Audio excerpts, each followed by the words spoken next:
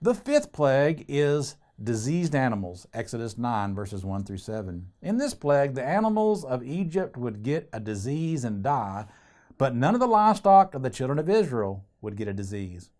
You know, it's one thing for disaster to affect everyone in the area.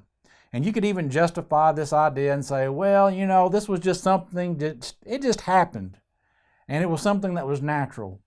But when it only happens to your people and not to God's people, you would think that that would be very convincing. But when you read these verses, you learn that the Pharaoh hardened his heart again.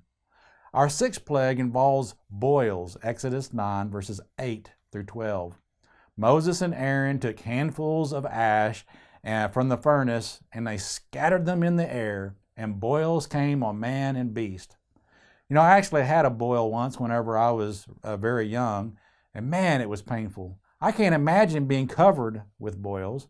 That would be absolute misery. Verse 11 tells us that the magicians couldn't even stand before Moses because of the boils. But not even this made the Pharaoh let the children of Israel go. The seventh plague is the hail, Exodus 9, verses 13 through 35. In this plague, the Pharaoh is warned if he doesn't let the children of Israel go, that God will unleash a heavy hail and rain that Egypt has never seen before. He tells them that if they are out in the field, man or beast, they will be killed by the hail. God gives Pharaoh and his people a fair warning so that they can protect their lives and what was left of their animals. Exodus 9, verse 20. He that feared the word of the Lord among the servants of Pharaoh made his servants and his cattle flee into the houses. And he that regarded not the word of the Lord left his servants and his cattle in the field. Now, some of these people were starting to get a clue that when Moses said his God was going to do something, they knew it was going to happen. But there were still those who were like Pharaoh, who were mule-headed, and they didn't want to accept the truth. So they stayed out in the field, and they died. Because of their stubbornness, they paid with their lives.